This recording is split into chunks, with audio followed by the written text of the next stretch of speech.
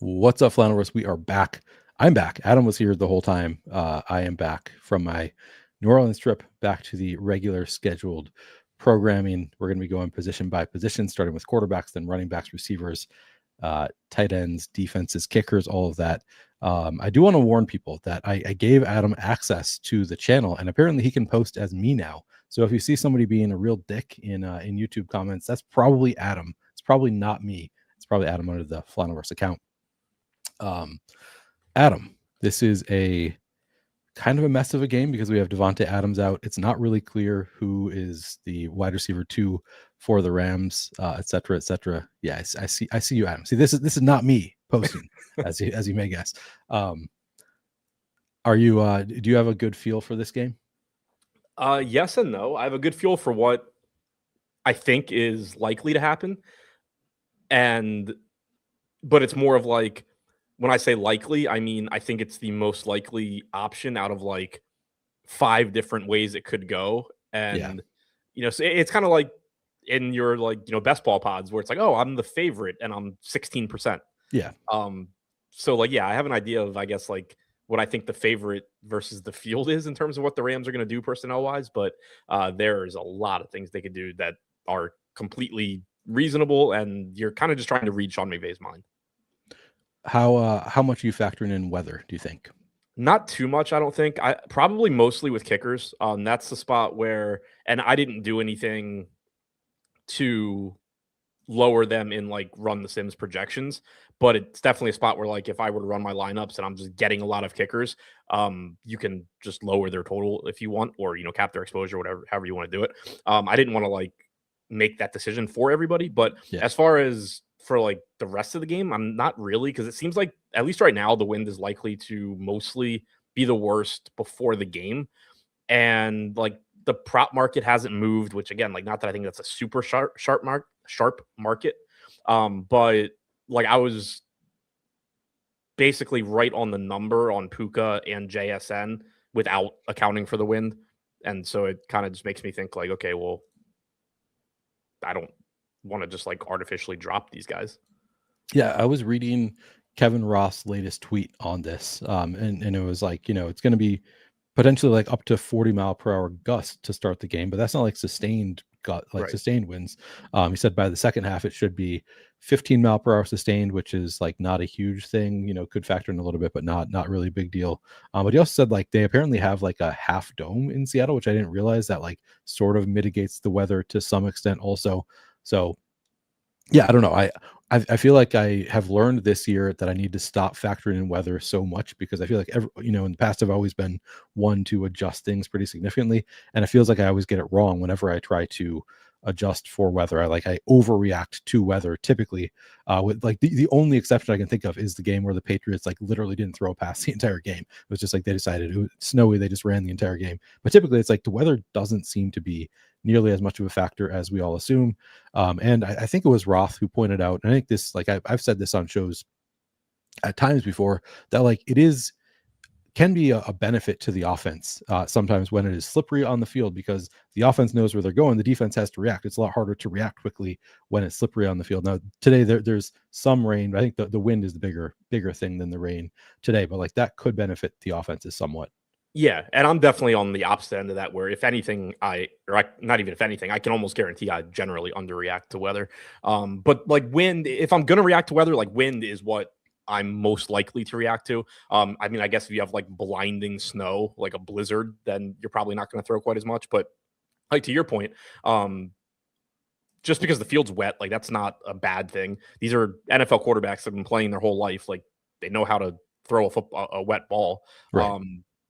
And yeah, I tend to probably underreact. And then the few times I do react, like a couple weeks ago, I'm like, all right, I'm going to go ahead and, knock down A.D. Mitchell, who is just going to get a ton of deep balls from Tyrod Taylor in 40-mile-an-hour winds. And then he just scores anyway. Right. All right, before we get into it, just one, we do have to check in because we didn't talk on Monday. People hate it when we do this, but I do want to hear how best ball is going, because this is week 16. This is the semifinals now. Do you have any lineups that you are really excited about? Are you just giving up on best ball? How are you feeling at this point? Yeah, I mean, For like the DK Millie and BBM, I have like a solid team in BBM. It's 20% to advance in the whatever BBBDMB. BBMDB. Yeah, Best that. ball mania database. Yeah, so like however you want to weight, it has the highest advance rate there. It's a fine team. It's not one that I look at and I'm like, oh, this is likely to like win me $2 million. It's like, oh, maybe it'll advance to the finals and I'll get a little bit of a sweat. And kind of the same thing on DraftKings. Like I have a solid team, but it's not one that I look at and I'm just like, oh, this is good. And then my second team on DraftKings is shit. The team I'm actually excited about is in the Puppy 4 on Underdog. I got one through that has Baker Mayfield, Mike Evans, Egbuka. I don't care about the Egbuka part, but like I really wanted to get Mike Evans stack through because I had him in like 33% of my teams. Wow. So I was hoping to get a Mike Evans stack through at low ownership, and I did. But then on top of that, that team has at running back, it's CMC, James Cook, ETN, Dowdle. But in my pod, nobody has McCaffrey and nobody has ETN somehow. Wow. Yeah, I'm really excited about that team.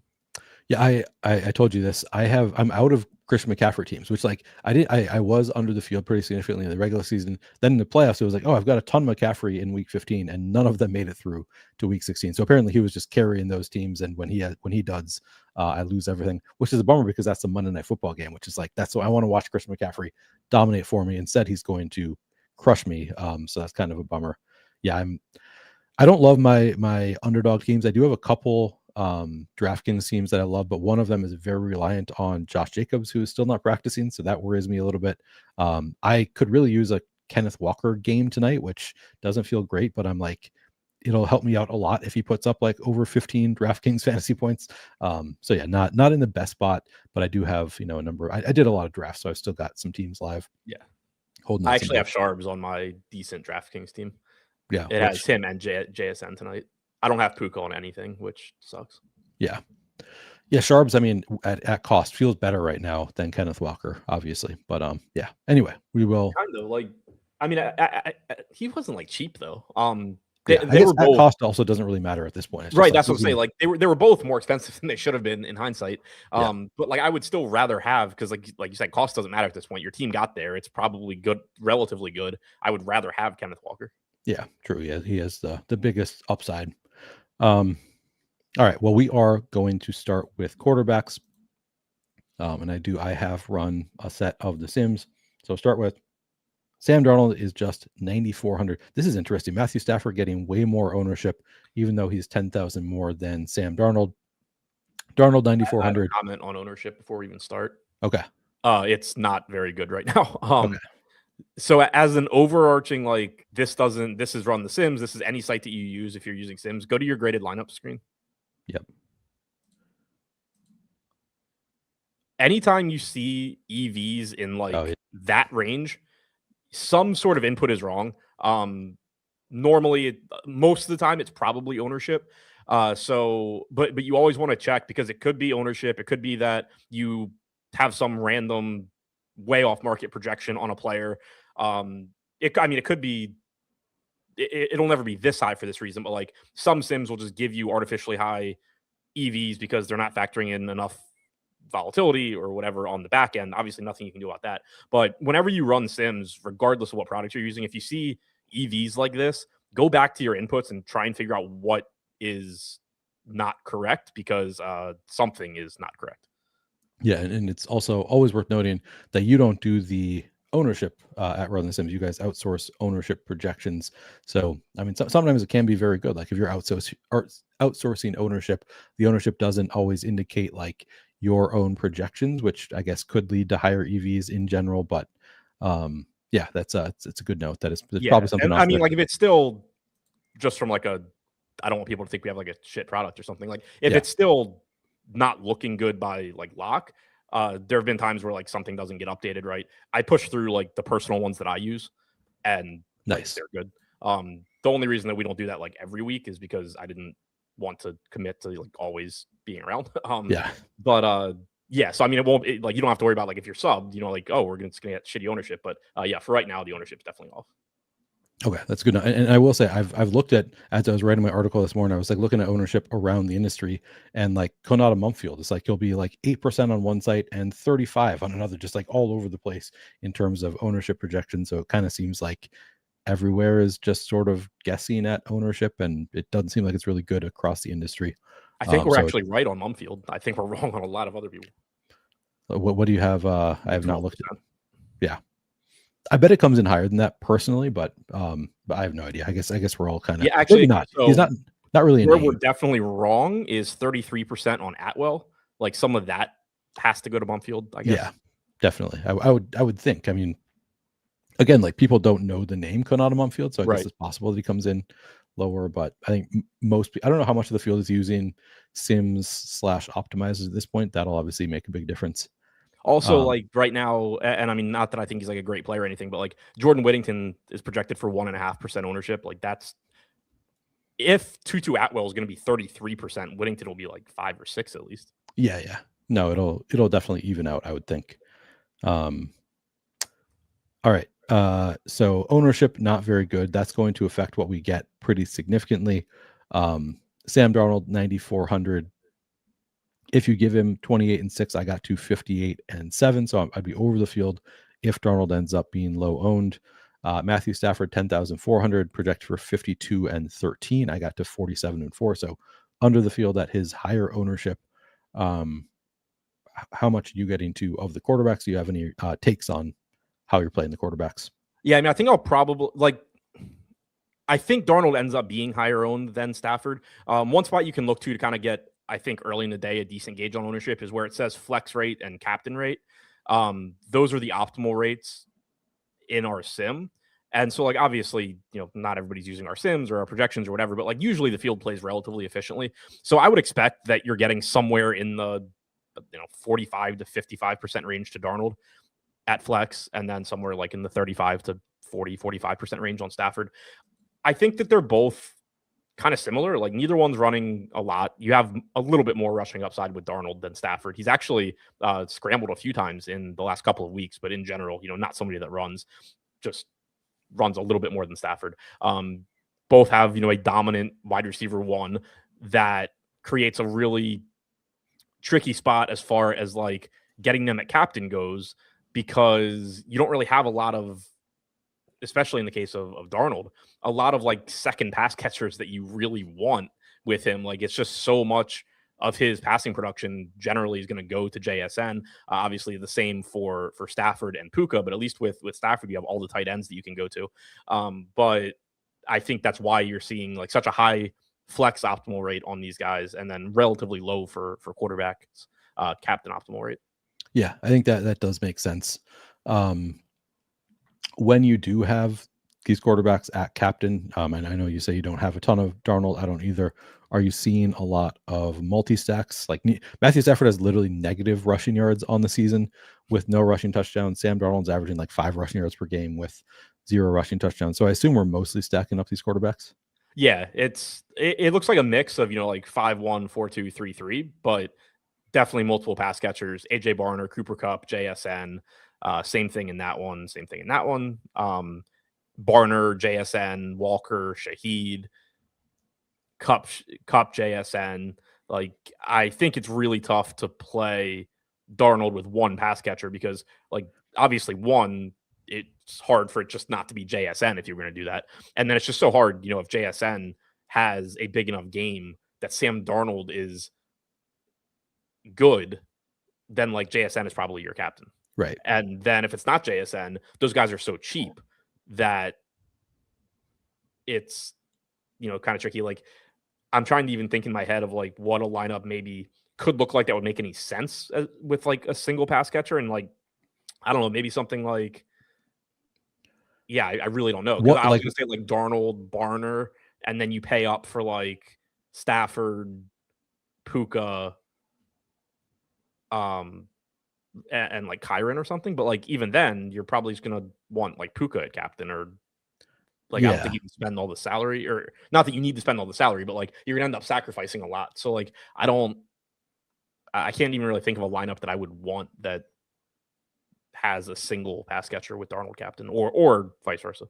Yeah, I mean, it could be like, I mean, Rashid and Cooper Cup both kind of expensive, I guess. So like throws a touchdown to each of them and they don't do anything else. That Yeah. kind of thing. Like there are ways that it could happen, but it's always a thin line. Like that's the reason that we don't often play quarterback at captain, non-rushing quarterback at captain without pass catchers. It's just like, yeah, it can happen. We've seen it this year with random quarterbacks. Just like, yep, he threw like 3 touchdowns and it just happened to be like different players got all the yards than the players who scored touchdowns, and it can happen. It's just like it's not the likeliest scenario. And as far as the matchups go, not like great matchups for either of them, but particularly bad matchup for Matthew Stafford. Seahawks have allowed the 3rd fewest schedule adjusted fantasy points per game to quarterbacks over the past 5 weeks. The Rams have allowed the 15th fewest. So it's a slightly negative matchup for Sam Darnold, very negative for Matthew Stafford. And it's in Seattle. So I do think like matchup wise, I would give the boost to Sam Darnold. He might be doing the thing. Like he's been pretty bad recently. Do we think he's just doing the same thing he did at the end of last year, where he was like in the MVP conversation? Yeah, like it was so bad at the end of last year, and like this year, like I've seen some stats where it's like, yeah, he's not fitting any balls in tight windows like he had most of the season. I don't know. For what it's worth, and I was kind of trying to think like what to even attribute it to. JSN. So like I was looking at stats since Shaheed joined the team. And JSN's target per route run is down to like 0.28, which obviously still really good. But earlier in the year, it was like 0.35 or whatever. And like Shaheed's not getting a lot of targets. So I was trying to think, I was like, is this just Darnold not being confident in just firing the ball to JSN anymore? Yeah, I don't know. It's so weird, like the way he just like has fallen apart. It's not that weird. It's like not unexpected. This is kind of always the concern with Darnold, but yeah, it's kind of brutal to see. Speaking of it being in Seattle, as someone that likes to, have your thumb on the scale and manually adjust stuff, do you do anything for like the fact that the Rams' entire travel logistics just got fucked? Wait, why did their travel logistics get fucked? Their plane was like super delayed. I didn't see that last night. They ended up, I think, flying like they flew like the players and coaches separate from the staff just to like get them on a plane to Seattle. I mean, it's not great. I don't think I'll do anything for it because it is a single game, and like maybe as I think about it more, like I do these things like where it's like if the ownership is like weird enough and I can't figure out an angle, then I'll play those types of angles. But yeah, I doubt it. Maybe if I read something that's like none of them slept at all last night, then I'll be like, all right, then I'll play Kenneth Walker and Zach Charbonnet and load up on the running backs. But until I hear more something like that, I probably won't factor it in. Yeah, like the only way especially to your point with being a single game slate, like it's different if it's a main slate and you can just like, I had one, an example like a few weeks ago, I was considering, like Justin Herbert stack in like my main like higher dollar lineup. And then it was that one or another one. And I was like, yeah, I'll just not play the Herbert on the East Coast one. Like, but if, it's a single game slate, you can only do so much. The angle that I would actually think of if you wanted to go this route would be just like if I wanted to just make this is a dumpster fire Thursday game, Seattle just doesn't give up points, defense, boost the defense, boost like the interception rate or the sack rate or whatever. But I'm not one to really make those adjustments either. Yeah, I do it just because for anybody who doesn't know, I don't want to win using Adam's projections. So I'm like, I'm just going to change anything that Adam did. No, I'm trying to do less of just like changing every little thing. But it's hard for me after I talk about these slates. I've been using my projections all season. Trust me, you don't have to worry about winning. Yeah. Okay, good. That's good to know. I do have to answer this before we move on to running backs. I don't want to just talk about my best ball teams constantly. I mean, that's not my heart's desire. But JT asked me how many teams I have left in BBM. I have 2 of my own teams left. One of them drafted with Shady Advice, where we just clicked the top button on the sidekick every single time. One of them that I did solo. And then I also have a team with Sean Mitchell that I did on his stream that we did together. But both of my teams combined have 12% odds of moving on to the final. So my BBM teams, I don't have a ton of hope for them. One of them has Devontae Adams. The other one has just one tight end. It's just kind of brutal there. Would it, like, let's say your team with Shady wins, would it ruin the entire experience when you have to like send this like massive bank wire to somebody that just already has infinite money? And here's a bunch more. I mean, it wouldn't actually, because it's because of his tool. It'll be because of his tool that I True, won. So yeah. it's really like I owe him money more than yeah. So but yeah, it is a guy who has all of the money already. Although he did not win the football final. So that was a bummer. I was actually cheering for him since he was my host for the football final. Who did win lunch money? Yeah, need lunch money. Yep, 2.5 million. BP Kelowna got second for 1.25 million. Oh wow, nice. Yeah. So pros continue. It feels like pros win the finals more than anything. Like I mean, pros obviously win a lot, but like the final seems like it's like every single time it seems like it's won by a pro. Yeah, I mean, I don't know. I haven't tracked it. I assume that they're just very pro heavy at this point. That is also true. Yeah, it's a ton of pros in it. Yeah, like they're so expensive to get to, especially football. Yeah. Unless I mean, they do have some like lower stakes ways to get in, but then obviously you have to be, generally it's going to be people who are maxing it, and it's feels like a money suck for most of us. So yeah, it doesn't. Well, they also just don't market it anymore. Like it used to be, people knew about it and would like want to try for it, or like go to the Playboy Mansion or whatever on FanDuel. And seemed cool at one point. I literally only knew it was happening because you went. Speaking of shady advice and answering the question, we're allowed to have 5% of the tickets in a live final compared to 3% cap in normal contests. So there's also a factor that pros can have more lineups in the final relative to other contests. So that might be part of it also. All right, running backs. So there's only really 4 running backs to worry about in this game, and we don't have any true like backup running backs. You know how I love to play the backup running backs. Here it's kind of like both pretty big committees. Kenneth Walker, Zach Charbonnet, Kyren Williams, Blake Corum. Kenneth Walker is projected for 16% flex, 3% cap ownership at 7,200. Again, take these ownership numbers with a grain of salt. But with those numbers, I am well over the field. 30% in the flex, 4% at captain. I guess we'll do a team by team. Charbonnet, again, this is the home team. Charbonnet, 6,200 projected for 31-3. I got to just 7% flex, none at captain. Does seem like Charbonnet is a little bit too expensive at 6,200, but clearly has contingent upside. And who knows? Do you think this could be like a run heavier game script? What are you doing with Seattle running backs? So I kind of go both ways on the game script too, where like I think this is a really tricky game, and not only trying to project like the Rams passing game in general, but like I feel like you could make the case where either team goes a little run heavier just because it's a Thursday night game, the weather's shit, whatever. But then also both of these teams are teams that relatively frequently play with large leads. So if you just like look at their rush percentage for the season, I think it tends to overstate how often they run. Like the Seahawks are a team in competitive games that will throw. So are the Rams a lot. So I think you can kind of make the case going either way. As far as the Seattle running backs, I do think that the ownership projection is a bit high on Charbonnet and probably a bit low on Walker. Like I'd be surprised. It's only a $1,000 price difference. I'd be surprised if Charbonnet is getting 2x the ownership. I don't really know why he would be. Walker hasn't been effective, but neither has Charbonnet. The trend on carries has been weird. So there were a couple of games I talked about it on, I think, a show with you or something. There had been a couple of games where Kenneth Walker like just got all the early carries essentially, and then the game blew out. Charbonnet got a bunch of carries, and if you looked at the end result in terms of rushing market share, it looked like same old thing, like they're splitting carries, but really it was Walker got the like competitive carries and Charbonnet kind of got like garbage time.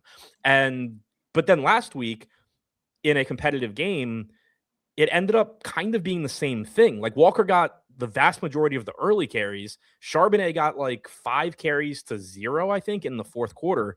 But like that was a competitive game. So I don't know what kind of was going on there, where, was it just that Walker again wasn't effective and they were just like, okay, well, we'll go to Charbonnet, even though he's not going to be effective either.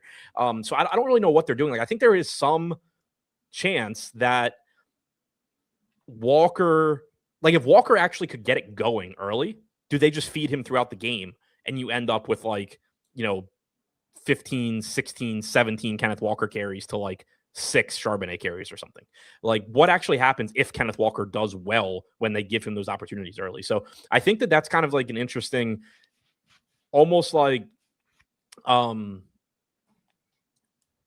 like if you were betting, like it would be an interesting spot to kind of think about laddering. It kind of makes him interesting to me, even as like a captain, where like his results, I think, I think there's at least a decent chance that his results are like pretty heavily correlated to his actual opportunities, or vice versa. Like with good results, he can get more opportunities. Kind of like when you get the NBA player that you know is going to play 15 to 25 minutes, and it all depends on if his shot's falling. I kind of think maybe it's the same thing with Kenneth Walker, which is sort of interesting. Like on average, he's probably not going to do much. The matchup isn't very good. He hasn't been very good. Sharbs hasn't been very good. I mean, it's clearly not a spot that's likely to do well, but I do think there's just still this like ambiguity in what actually is his role if he starts out well. Yeah, no, I think that probably I agree with you that is something that could happen, and also that we don't actually know. Like if he busts off a 65-yard touchdown run on the first drive, do they give him more work? Or like, I mean, if he's doing 6 yards a carry, does he get more work? I would assume that he does. Like I think that there is a way for him to earn a bigger role. He has not really had a big spike week yet this year. His best game is 20.1 PPR fantasy points. He does have a couple weeks 2 and 3 when he was finally looking like a stud, 18.8, 18 fantasy points in those games. But yeah, kind of a down year, kind of a bummer of a year for Kenneth Walker. I still think he does have big potential. The past 2 weeks for Kenneth Walker, 3.8 and 2.9 PPR fantasy points, Charbonnet 8.6 and 3.1. They have not been doing much. I think that like you could play it as though weather is a big factor, and maybe they just run the ball more. And if they're having any kind of success, that could also play into like they just continue to run the ball more. Ultimately, I think that I like Kenneth Walker as a contrarian captain option more than anything, just because he does have that like big playability. Like he's not getting a ton of inside the 5 work, but like he can break off long touchdown runs. So I think that he's like, if he's not getting much captain ownership, I think he's a strong play there. But yeah, the floor is very low. The likelihood of hitting a ceiling feels relatively low, but like is there, and like the ceiling can be pretty high for Kenneth Walker. So it's going to be very ownership contingent, I would think. Yeah, I agreed with that. And also like the kind of what I was saying about the opportunities and the success. Like it's just useful to think about those things, because that's not the kind of thing that is going to be like easily modeled in most sims. Like you have the inputs here where you're assuming on average Kenneth Walker gets something like 45% of the carries and Sharps gets like 37. There's not like a button for like, if Kenneth Walker 4 plus consecutive 5-yard carries, then 60% rushing market share. But like in real life, that might actually exist. Right. We don't know. Yeah, you should add that. You should add that to your sims. Yeah. You think it's slow now? Yeah, right. Zach Charbonnet, I mean, this does seem like too high of ownership. I think it would make sense to only have 7% if he does get 34% ownership, because he is just a bit too expensive for his role. I also think like these guys, the Zach Charbonnet, the Rashid Shaheed, Cooper Kupp, all of these like clearly too expensive for their role are like more viable if you think this is going to be a low scoring game, where it's like suddenly a 9-point performance from Charbonnet or Cooper Kupp, like just one touchdown could pay it off if this ends up being a low scoring game. We see that happen sometimes. So like, I don't totally hate to play if the ownership is lower. If it ends up at 34%, I do kind of hate to play. Like he is too expensive. Like that's an easy fade. What is your plan with Zach Charbonnet? Yeah, I mean, a lot's going to come down to the ownership there. With the current projected ownership, I have 25% Walker and I only have 7% Charbonnet, because why would I want more Charbonnet when he's twice as popular? Right. But assuming that kind of flattens out, like there's about a 29 to 30% chance of Walker being optimal at flex right now, about 5% at captain, 18% Charbonnet being optimal at flex despite being cheaper. So like if ownership kind of flips and Walker is projected for 31% and Walker is 6 and then Charbonnet is 16, then I probably end up kind of around the field on both. If ownership for whatever reason ends up actually coming in on higher on Charbs, I'll probably just end up with more Walker. Yeah, I think that makes sense. And then on the other side, we have the Rams. Actually, I should look at schedule adjusted fantasy points allowed for, looks like it's middle of the pack, slightly negative matchup for Seahawks running backs. And then for Rams running backs, it is, where is it? I could just go find my notes.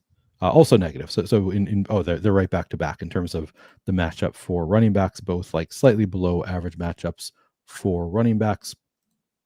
Kyren Williams is 9,800. So he's a little bit of a different animal than the other running backs on the slate because there's a huge drop off in price from 9,800 down to 7,200. I think partially because of the price tag, but also partially because of the projected ownership 42% flex, 18% captain. I'm only getting to 12% of flex, 0.3% captain of Kyren Williams using these ownership numbers. Again, I wrote him up as one of my favorite captain plays. I think it is going to be very ownership dependent. What are you doing with Kyren and Blake Corum? Yeah, it's similar for me. Like, I'm not really getting to him with the numbers we have right now, but I think that ownership number comes down. Showing up as optimal at flex like 26% of the time, optimal at captain like 5.5% of the time. So, like, obviously, if he's projected for all that ownership, you're just going to look elsewhere. But I think that ownership does come down more in line with the optimal rates. You've had Blake Corum like clearly having a real role. Again, there have been some games where the game happens to be a blowout, but Blake Corum is cutting into Kyren Williams' workload, but you are still getting like 55 to 58, give or take, percent rushing market share from Kyren Williams. He's still the lead back here. He just isn't getting every carry like he used to in previous seasons. But Einstein, you mentioned it in chat, and I think the answer is absolutely. He said with Adams out, does it increase Kyren and Corum's touchdown equity? I don't know how it wouldn't. Devontae Adams has essentially just been used as like a goal line vulture back, essentially. Just they throw the ball up in the air and he catches it for a touchdown. Yeah. You could do it with Puka, but he's not the same player as Adams in terms of skill set. I assume they're not just going to be throwing like goal line fades to Kanata Mumfield or something. So like I would just assume that when you are at the goal line, you have a higher rush percentage than usual.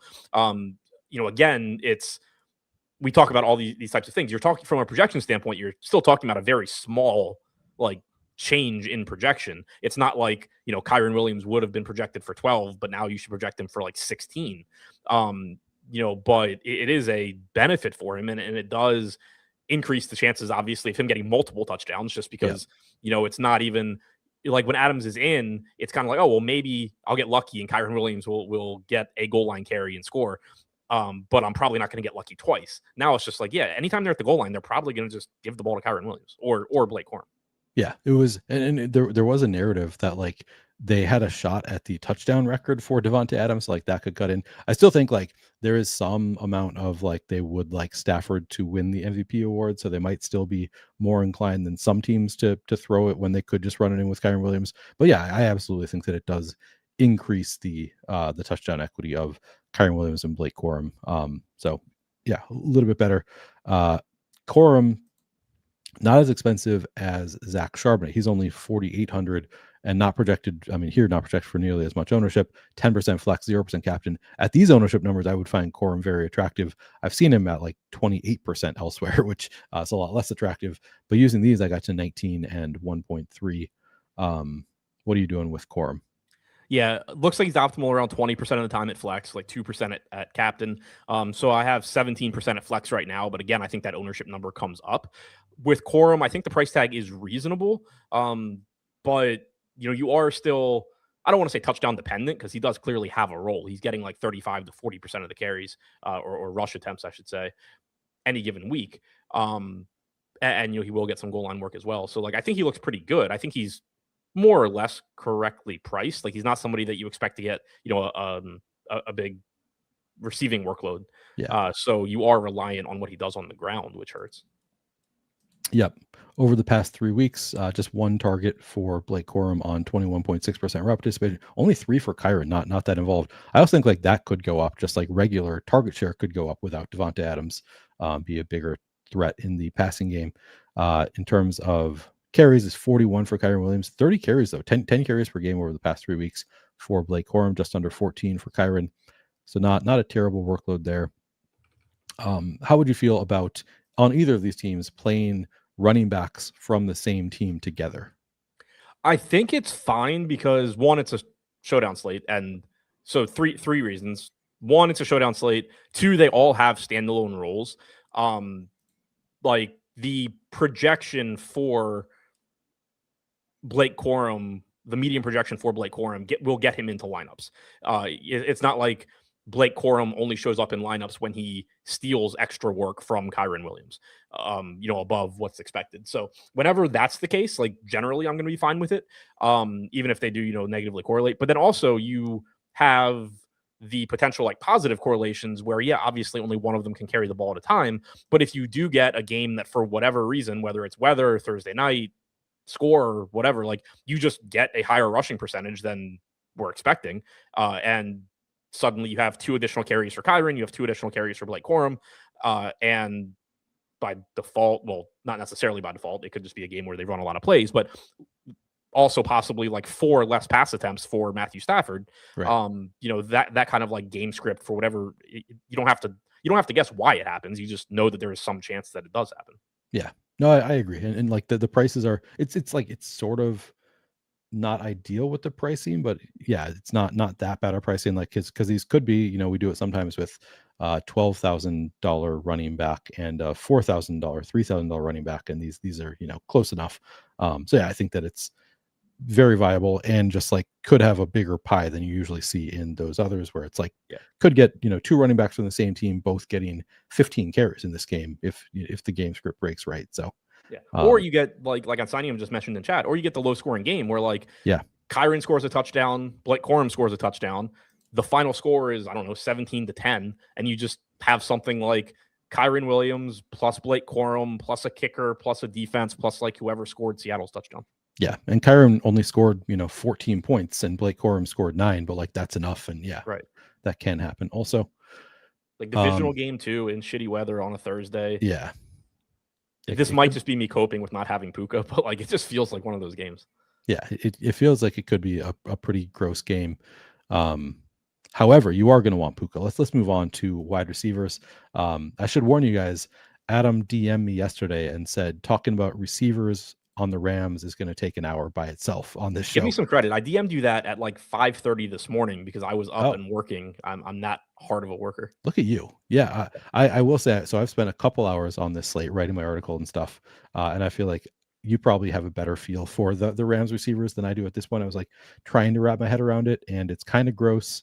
But I'd like to hear your thoughts on the Rams receivers. But the one opinion that I have, Puka Nacua is going to be targeted 18 times in this game, and just crush all of your best ball teams. We agree on that, right?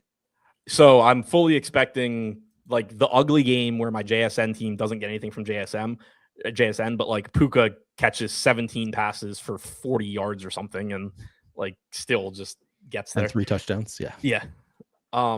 So with the Rams receivers, basically, like I have interesting things to say about like one path this could go. And then with everything else, it's just like, I don't have anything interesting. It's just like the Rams can go a bunch of different ways. What I think is interesting is that I don't really know where to start. So with Puka, like obviously you're expecting him to be on the field a lot.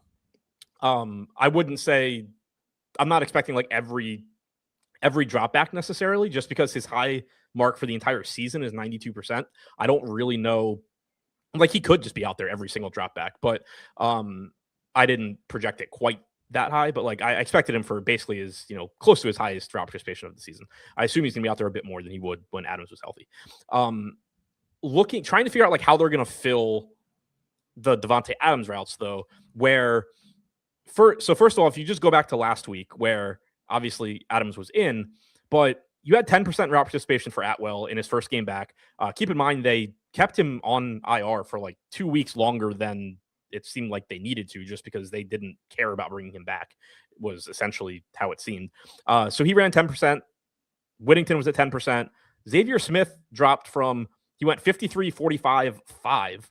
And then Mumfield was at 46%. So out of the wide receivers, Mumfield ran the 3rd most routes. But the last 2 games also, they've gone extremely heavy with tight ends. For the season, their average, and I wish I had done a better job of writing down what I had looked at, but like they've used at least 2 tight ends on like 22% of their dropbacks for the season. And when they played the Seahawks in week 11, they were pretty much in line with their season average. I didn't look at what they did in week 14, but week 15, they used 13 personnel specifically on 50% of their dropbacks. So they had one wide receiver on the field. They had 3 tight ends on the field. The players that run the most routes have run the most routes for the Rams with that personnel grouping this year are Ferguson, it's like Ferguson, Parkinson, the tight ends obviously get a bump. Yeah. Mumfield has actually run like more routes than Devontae Adams, than Puka. He doesn't get targeted a lot. The difference is like when Mumfield runs those routes, his targets per route run is like 0.1. When Devontae Adams runs routes out of 13 personnel, his targets per route run is 0.62. And for Puka, it's 0.55. So like you're not expecting Mumfield to like get targeted a lot, but I think he's going to be on the field a lot. Because you have basically that angle where if they continue to do what they've done the last couple of weeks and run a lot of plays where they only have one wide receiver, Mumfield has been the guy. Obviously, like Puka will be the guy a lot as well, but like Mumfield's been the guy they use. But also, if you just look at who runs outside routes, like Devontae Adams is an outside receiver. Puka will go into the slot, also run outside routes. Tutu Atwell, high slot rate percentage. Xavier Smith, high slot percentage. Jordan Whittington, high slot percentage. Mumfield, high outside percentage. Like he's just the obvious guy to like pick up additional routes, whether you're just saying who is the second wide receiver outside opposite Puka, or you're saying who is the one wide receiver on the field if Puka is not on the field in 13. Everything points to it being Mumfield. Now, again, who knows? But yeah, there's nothing that I can find that would make me say like, oh, actually, I think they're going to use Tutu Atwell outside over Mumfield, or they're going to use, Tutu Atwell in 13 over Mumfield often. Like, it seems like Mumfield has the inside track to additional routes. He still projects very low because he doesn't get targets, but does have the inside track on routes, I think. Yeah, I think that I am on the same page as you. And he ran 43.9% last week. Like you said, he was already third most of the receivers with Devontae Adams active. I would expect him to get a bump. We also have some coach speak that might, make you think that it's going to be Mumfield. Also on December 15th, offensive coordinator Mike LaFleur said, Konata Mumfield is always absorbing all the little nuances of receiver play. He has similar traits to Devontae Adams, just in terms of how they're wired in their lower half and how they see the game. Mump is a smart dude. Devontae has really taken a hand to Mump because he probably sees a lot of the similar traits that he was when he was younger. And then on the 16th, Sean McVay said, Konata Mumfield has done a great job. I don't know if that's in response to like Devontae Adams not practicing. He's playing the role. He's done a great job. It's kind of hard to interpret that, but yeah, I definitely like the coach speak combined with the with just what we've seen. It does seem like Mumfield is like the likeliest to be the wide receiver 2 here, although again we are just kind of guessing. So then to me it's like, all right, so then it's going to be really going to come down to ownership. Like if he comes in at sub 15% ownership, I'll love Konata Mumfield. If he comes in at 50% ownership, then that would be kind of a fade because he doesn't get targeted a ton. And the ownership projections around the industry don't really help because, like I said, I've seen a projected single-digit ownership some places, 30%, some other places. I see him on FanDuel 45% or something. So I don't know. It's really hard to project the ownership right now. I think we'll have a better idea closer to lock.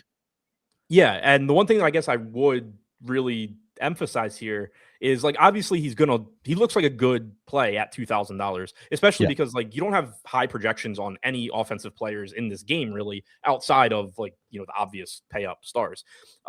So being projected for like 4 fantasy points at 2K is solid. But I do want to emphasize like a lot of times if you see a 4 give or take 3.5 fantasy point projection on a wide receiver, it means that like that projection site isn't giving them that many routes. And so you would be tempted to look and say, oh, I'm just going to bump up his market share because I think that he gets more routes. I have him projected for 70% route participation right now, and it gets him like 3.5 fantasy points. Jeez, okay. That's really low for a set. I mean, I'm still getting above the field in my run of the Sims at 2,000 projected for 11% flex, 0.4% cap, and I got to 16.7% flex plus 0, so 17% total exposure to Mumfield. So even with really low targets per route run, I'm still getting to some. Could we see the targets per route run come up with Devontae Adams out too, or? I don't think so. I mean, like obviously you could in the sense that it's one game, but Right. I don't anticipate it because for one, a lot of the routes that he runs, you assume that Adams wasn't on the field anyway, or Puka wasn't on the field. So like when there's two wide receivers, he's running either a lot of time, not always. Like obviously sometimes you have Puka in the slot and then you have Mumfield and Adams outside. But like a lot of times he's running a route in place of Adams or in place of Puka, which is basically the same situation he's in right now. But also that was why I looked at the targets per route run in 13 specifically, because I was like, well, if he's as the only wide receiver on the field, maybe he does get targeted a lot. It's just that he doesn't run, that many routes usually. So it doesn't like come through in his overall stats. But like, even if you just drill down to like that specific personnel grouping, he does not get targeted. It's kind of like if he's on the field, the ball's going to the tight end. If Puka or Adams are on the field, the ball's going to the wide receiver. Yeah. Which makes sense. So it's really going to come down to ownership. As of right now, we've got it at just under 12% total ownership, and I'm getting to 17%. I assume you're seeing something similar since you're using the same numbers. Yep, 17. Nice. All right. And obviously ownership, it's ownership dependent for literally all of these receivers to some extent, because we have Tutu Atwell now being projected for 33% at 3,400. I'm getting to 1%. No way that is accurate. That cannot be right. Whittington 2,400 projected for 2%. I only got to 1% with Whittington projected at 2%. That sort of surprised me a little bit. I got to 1% of Xavier Smith at 1,200. It's kind of a mess all around. Who would be your? Are you going to play any receivers outside of Puka Nacua and Kanata Mumfield? And do you have any preferences? So this is a spot where I kind of think you should just like run Sims multiple times with different, unless you're like just really confident in what they're going to do, which like I said, I'm sort of confident. Like I know what I think the most likely thing they do is, but I don't think it's necessarily like close to a lock. I actually think that like the moving pieces here are the Tutu Atwell, Jordan Whittington, Xavier Smith group, and the tight ends, specifically Terrence Ferguson, and to a lesser extent, Davis Allen. Like, I think Parkinson's running his routes one way or the other. Yep. I think Davis Allen is like running his routes one way or the other. But Ferguson is like the big wild card where if the Rams don't use three tight ends as much as they have the last couple of weeks, Ferguson can end up running like, 25, 30% of routes instead of 50 to 60. But if they use three tight ends, Ferguson's out there as a pass catcher running a lot of routes, and he's taking routes away from Atwell, Whittington, Smith, who are your slot guys. So the more that the Rams go with one tight end or two tight ends, but especially one, the more routes that are available for Atwell, Whittington, Smith. So you're playing two different guessing games at once. One is what personnel groupings do the Rams use? And then two is if they do use a slot receiver a high percentage of the time, who the hell is it? Because last week, again, it was 10% routes for Atwell, 10% for Whittington, 5% for Smith. There are routes available because of Adams being out and Puka, moving outside essentially and vacating his slot routes. It's just, do those go to Terrence Ferguson? Do they go to Parkinson? Or do they go to wide receivers? On Atwell, he would like normally be my guess. But they were so weird with him coming off of IR, like just like not activating him and then barely playing him last week. I don't really know what the deal is there. Whittington, we had the one game earlier this year that Puka was out and Adams was in. Whittington ran routes 70% of the time. Smith was at 50. Mumfield was at 24. Atwell was at 21. That was week 7. So like you could make the Jordan Whittington case of like maybe if they do use a slot receiver a lot, they go to Whittington. They did that over Atwell previously, although Atwell might have gotten hurt in that game. I don't remember. Yeah, that was the last game he played before. Right. Yeah, so like you had the Atwell injury, so you can't even really read too much into that. But it's kind of like two different guessing games. I do think that like of the wide receivers, actually I don't even know. I was gonna say of the wide receivers, like Atwell and Whittington are probably a little bit more likely than Smith, but at the same time, obviously Atwell was out, but weeks 13 and 14, you had 53 and 45% route participation for Smith. You had 13 and 10 for Whittington. Yeah, so I think it's kind of just like two different guessing games. Like, one, how often do they use a slot receiver? And then two, who is it? You could just not play any of them, right? Outside of like Puka Nacua, you probably want to play if you're playing a lot of lineups. Outside of Puka Nacua and Kanata Mumfield, I think like if you're playing 20 lineups, you should probably have some Kanata Mumfield, I would think. But outside of those two, like it could just be like none of them are running more than 30% of routes because they're playing a ton of 13 personnel or something, right? Like it could just be like none of them is the answer. The way I have it projected right now, where they do use a lot of 13 personnel, I'm not really interested in Atwell or Whittington or Smith outside of, if I'm playing a lot of lineups in a lotto and they're like 2% owned, sure, I'll have a little bit. But the reason I said that maybe you just want to actually like run separate sets of sims is because with how cheap and low owned I assume these guys are going to be, if you did take like, 30% of Terrence Ferguson's routes and assign them to one of Tutu Atwell or Jordan Whittington or Xavier Smith, that would probably end up showing up as somebody you wanted. Right. And the confidence level in how that's going to go is very, very low. Yeah. Yeah, it's a mess. It's a messy situation. I brought up tight ends here too, but I think we should save the Rams tight end for their own discussion. Yeah. Anything else on Rams receivers? No, just pay a lot of attention to ownership. You should be fine with Mumfield being relatively high owned. I mean, obviously don't get carried away, but like you shouldn't view Mumfield, I don't think, in the same group as Smith, Whittington, Atwell.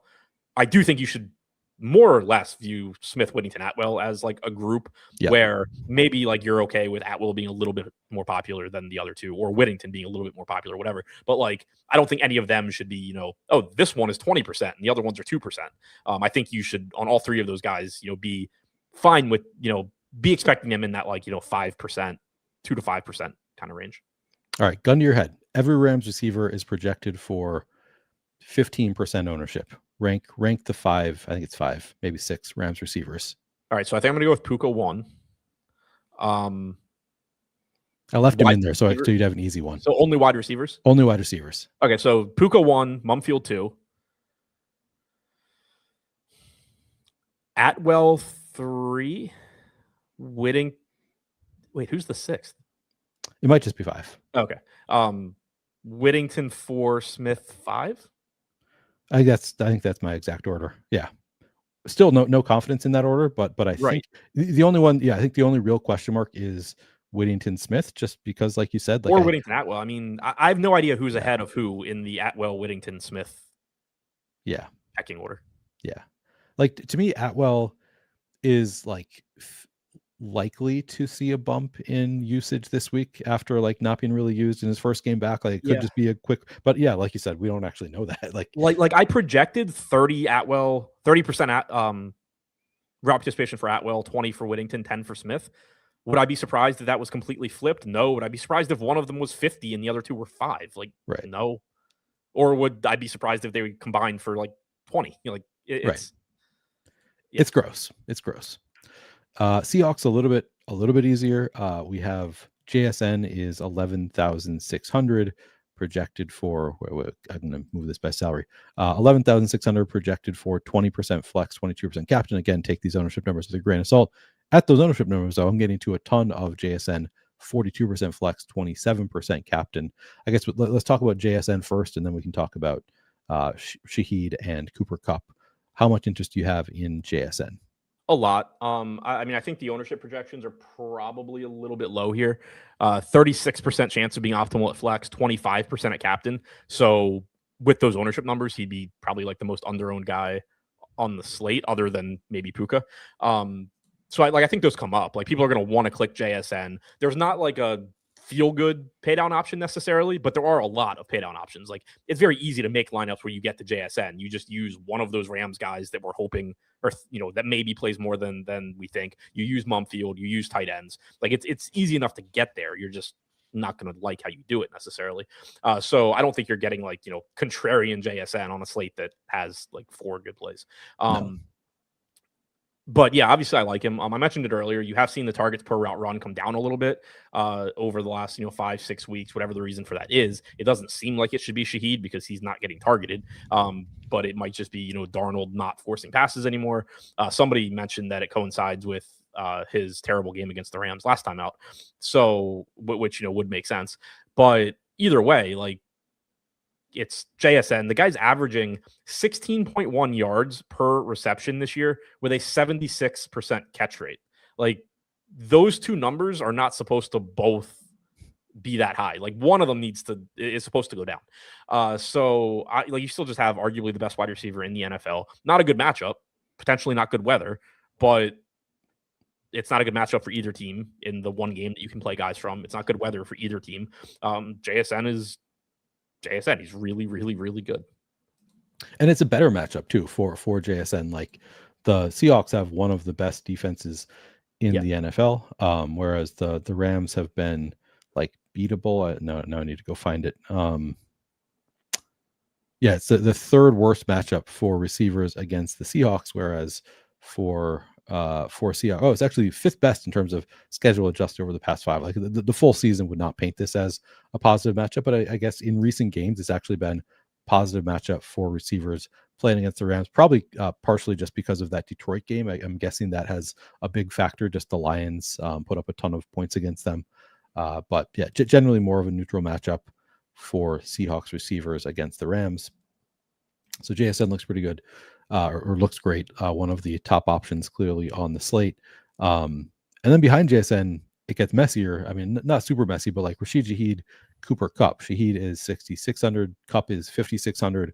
Both projected for a fair amount of ownership. I think this is higher ownership than I've seen elsewhere, but like nowhere do they look that contrarian. They're all like over 20% projected ownership. I'm getting to 13% flex Shaheed, 1% captain, 23% flex Kupp, 4% captain. Do you have a preference between the two of them? What are you doing with Shaheed and Kupp? I think Kupp's the preference just because he is $1,000 cheaper. It is interesting to me that, like, and I think that salary probably makes a big difference because from a projection standpoint, in the sim that I ran before the show, Kupp came out at 10.5 DK points. Shaheed came out at 8.8. So like Kupp was ahead of him and is also cheaper.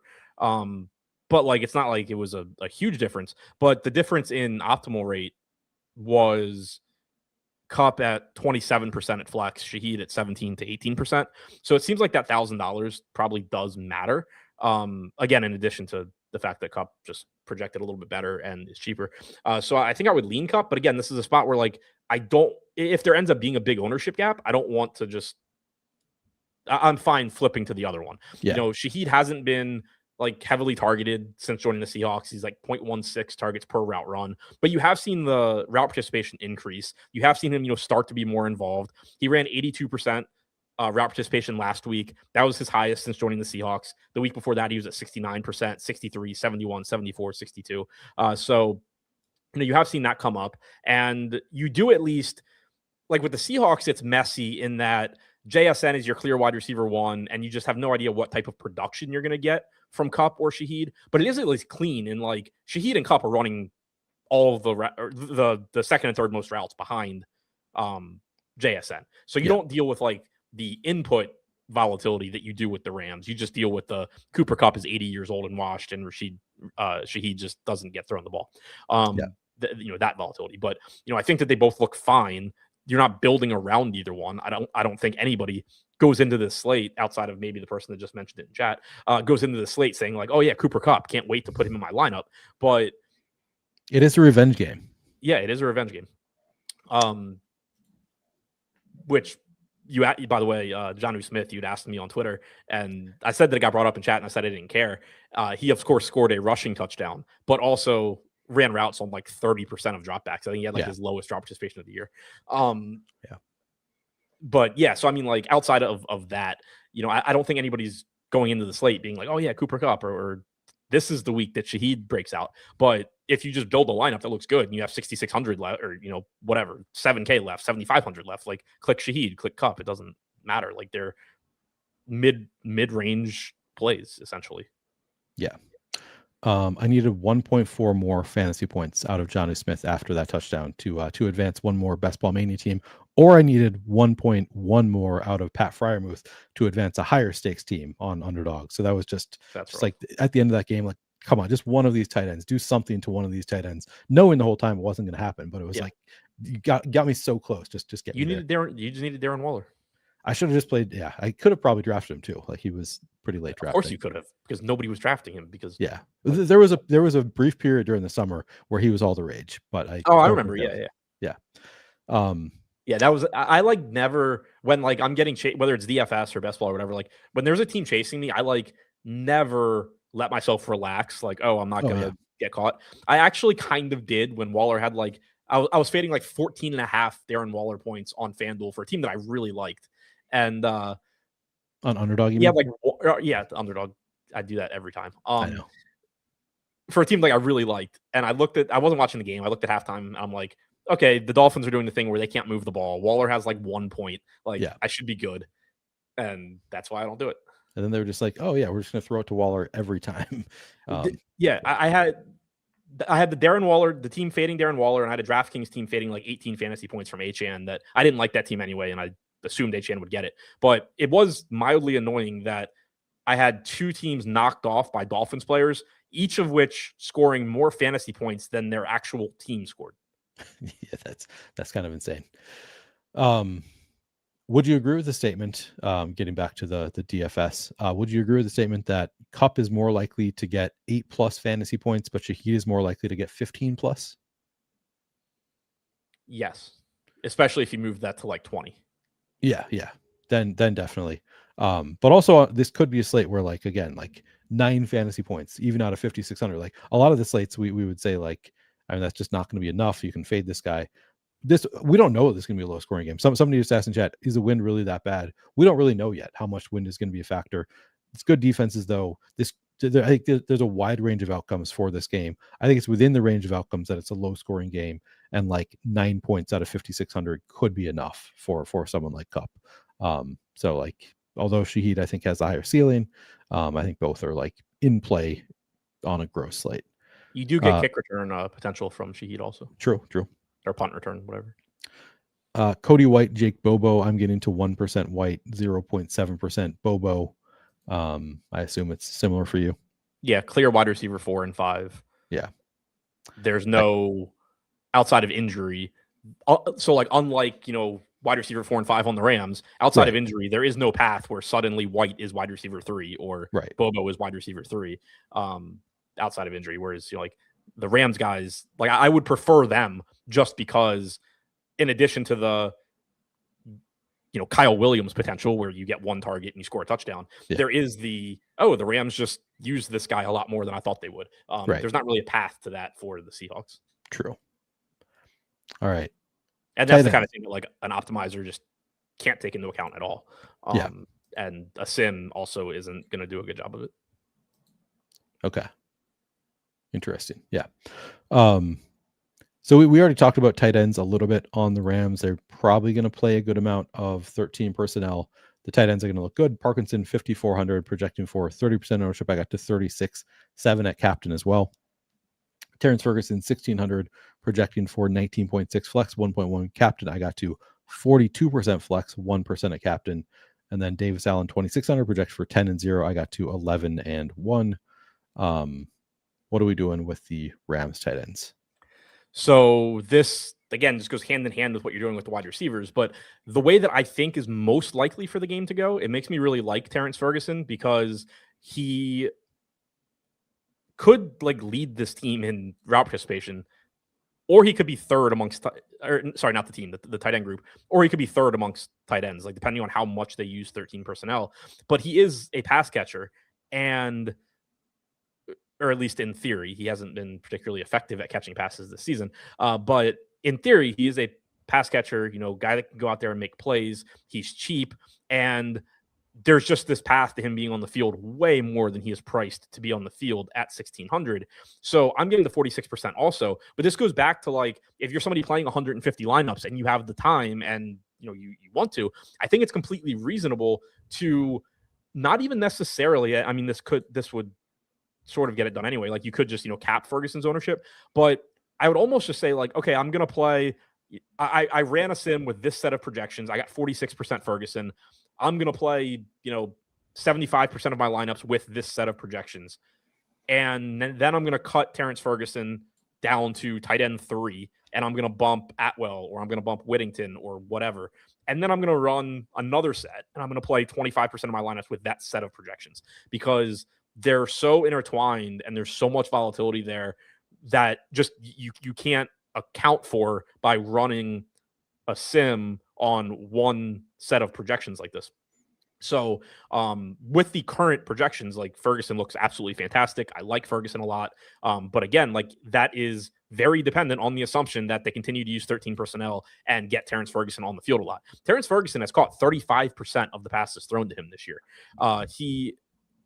He's somebody that, like, if he's on the field, the ceiling is obviously very high because he is a big play threat. He, again, he's drafted as a pass catcher, but he's been targeted like 35 times this year, and he's caught 6 passes. Like he's got 6 passes on the entire year. I believe that's off the top of my head, but that's it's crazy. Like a 35%. Feels way more impactful than that, because I think he scored touchdowns at least. Sorry, he's been targeted 17 times. So I overstated the number of targets, but yeah, he's been targeted 17 times and he has 6 receptions. That's crazy. He's averaging 24 yards per reception. Okay, so he's taking advantage of it when he gets the ball. Yeah, I was looking for coach speak. The best I have is on the 8th. Head coach Sean McVay said Terrence Ferguson may not have shown up on the stat sheet, but that guy is doing a hell of a job for us. He's going to be a hell of a player, and he's becoming a hell of a player before our eyes. He actually has the highest ADOT on the entire team. Which you would not expect from a tight end. No. Yeah, so he's doing well with his limited opportunities. It is, I mean, you alluded to this, but you just look at his route participation over the weeks. It was up to 42% in week 14. That was his high of the season. And then up all the way up to 70.7% route participation in week 15. So like he's been clearly trending in the right direction in recent weeks. My assumption is that it holds similar to where it is because Davante Adams is out. Like you would think that would be a positive for Terrence Ferguson, but yeah, it is definitely some volatility in that situation. He's run 57 routes this year in 13 personnel. Next highest on the team is Davis Allen at 45, then Parkinson at 44, Mumpfield at 31, Adams at 26. He has run 52 routes from any other personnel grouping other than 13. So, like, very, very dependent on how the Rams decide to attack this Seattle defense from a personnel standpoint. Right. Interesting. And like I said before, like they only used I think 2+ tight ends, like 21 or 22% of the time when they played the Seahawks in week 11. But that was in line with their season average. It wasn't like they were using it a lot and then they dropped off against Seattle. They just hadn't started using it as much as they are now. Okay. So that was not okay. So it was maybe it was a normal amount. Okay. It does. I don't think it's a tell one way or the other. Like, it tells you that, like, they didn't go into the Seattle matchup and say explicitly, like, we want to use a bunch of tight ends against Seattle. Right. But it's not clear whether it was, this is just how we're running our offense right now and we're going to keep doing it, or if it was, we don't want to use a bunch of tight ends against Seattle. Like, it could have been either one. Interesting. Okay. Yeah, but I would have assumed that they had started doing the 13 personnel thing before that week. So it's good to hear that they had not. So it wasn't necessarily like a matchup specific decision. They just hadn't started doing it yet. Okay. Yeah, I think they had Higbee that week too. I think the total like route participation amongst the 4 of them added to like 107, 110% or something. Oh, pretty low. Okay. Yeah.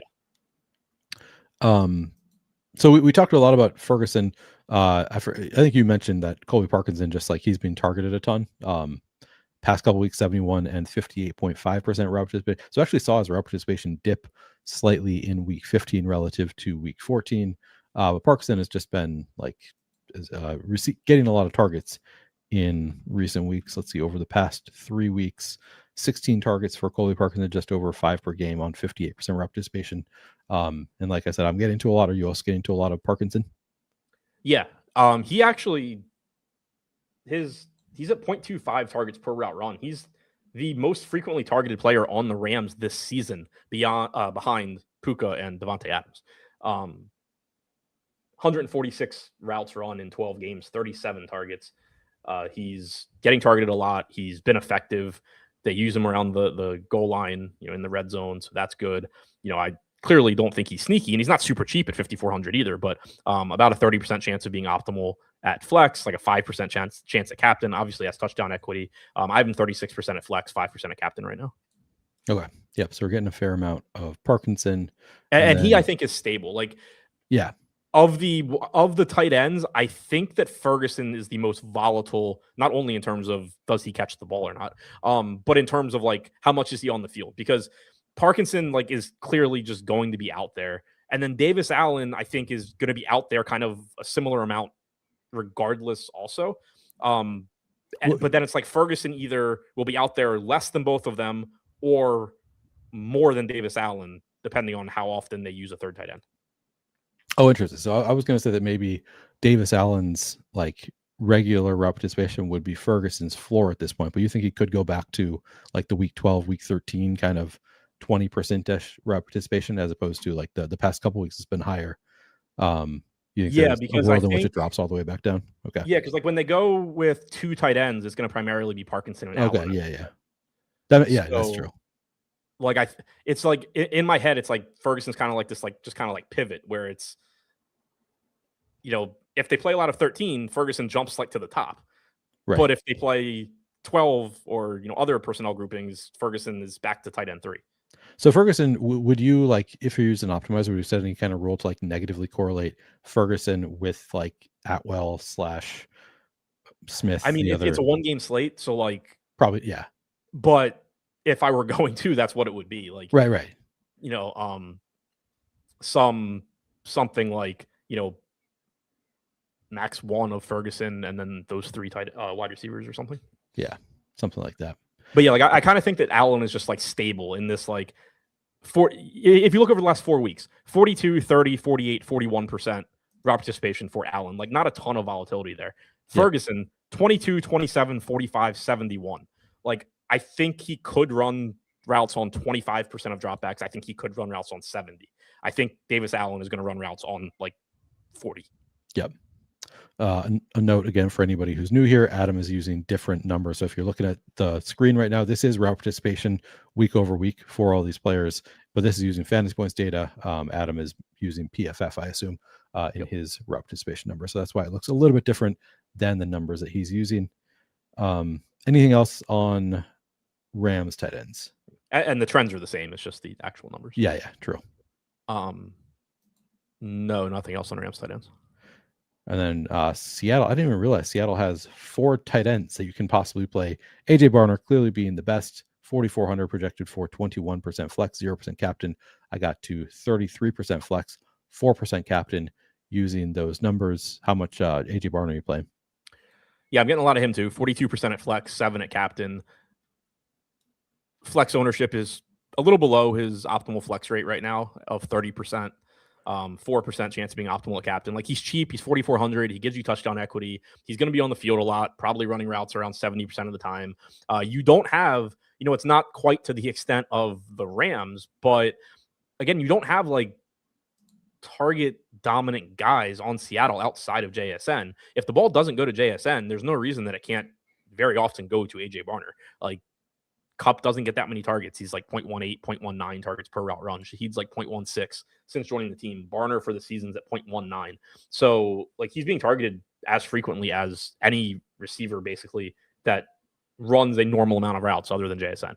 So he's 4,400. Like I think you could play him at captain and it just opens up that, you can get to the more expensive guys. You don't have to deal with, maybe any of the cheap punt plays.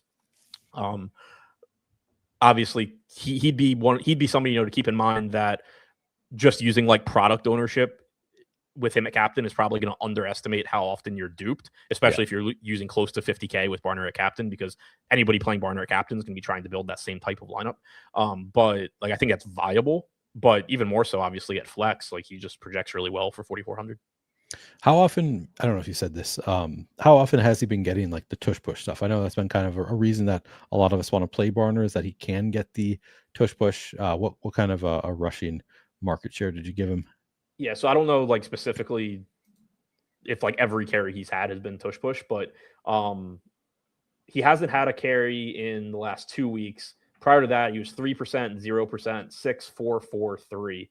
I have him projected for a 2 or 3. Okay.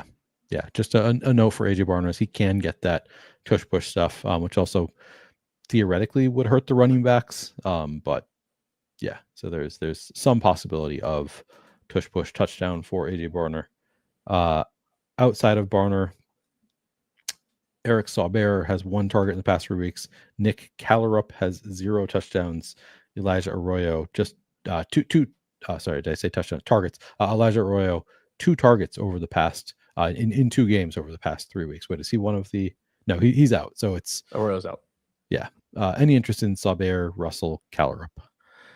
Is that actually how you pronounce his name, or are you just saying? Oh, I have no idea. Okay. I assumed it was Saubert and not like he's from France, but I figured I'd ask before I just went the Chris Collinsworth route. You sound like a dumb American. Yeah. It's Sauber, clearly. Mariota. I have like 2% of Saubert, 2% of Russell, 1% of Callerup. Last week you got 18% route participation from Saubert, like sub 5% from Russell and Callerup. So it seemed like Saubert is the number 2 tight end behind Barner. Mostly it's just Barner. Okay. Yep. 13% route participation last week for Sauber. Had not played in several weeks prior to that, but like he was never really higher than that anyway.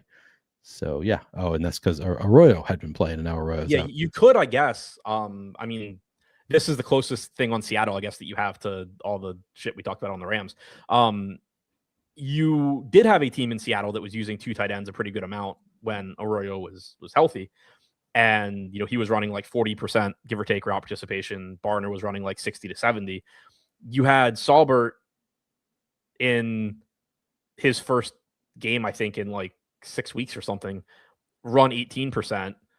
What if this week he's up to 30, 35%, right. And it takes a little bit away from White. It takes a little bit away from Bobo, but, he's $600. So there's probably some, input volatility in how many routes he runs. There is also going to be some in just like who actually runs the most routes out of those 3 backup tight ends. Yeah. But based on what we saw last week, it seems likely that it's Saubert. And then, again, maybe he just runs a little bit more this week in his second game.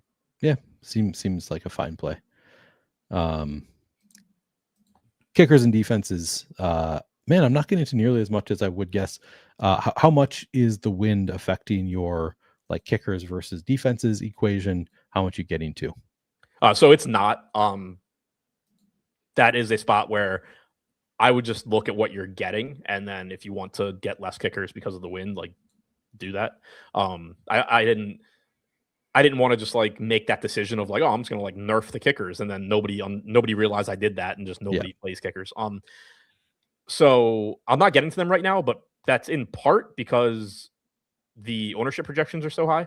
30% to Myers, 37% to Mevis. Yeah. However you pronounce his name. So like Beavis, I think. Yeah, I mean that's what I went with.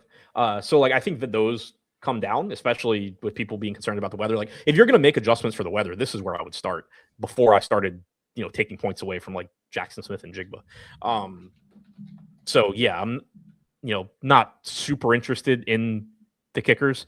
It is, an outdoor game, so that hurts. It's a game where you have some sort of weather, so that's not ideal. But mostly it's still an ownership thing. Like if the ownership here comes, were to come down to 15%, then I'm going to be more interested.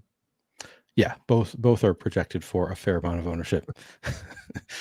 He is a former I can't remember if he was in the UFL or the USFL or what, but Mevis, a former spring league kicker who is quite beefy, known as the thicker kicker. Yep, I did actually know that. Like, okay, I knew it. I wouldn't have thought of it on my own. Whenever you say it, I just think of Jared Lorenzen, even though he wasn't even a kicker. Yeah, but I can't think of who Jared Lorenzen is. The former Giants quarterback. Okay, lefty, Kentucky for college. Dude weighed like 260 pounds or something. Huh. I weirdly do not remember him. Usually, if you say a name, I'll remember. Maybe 6 foot. Okay. Like he wasn't like 6'5", 260. He wasn't Jamarcus Russell. He was a thick dude. Hefty lefty, Jesse says. Yeah. Okay. Yeah. Anything else on this game before we get out of here? No, defenses are defenses. Yeah. Neither has an ideal matchup. Both are good.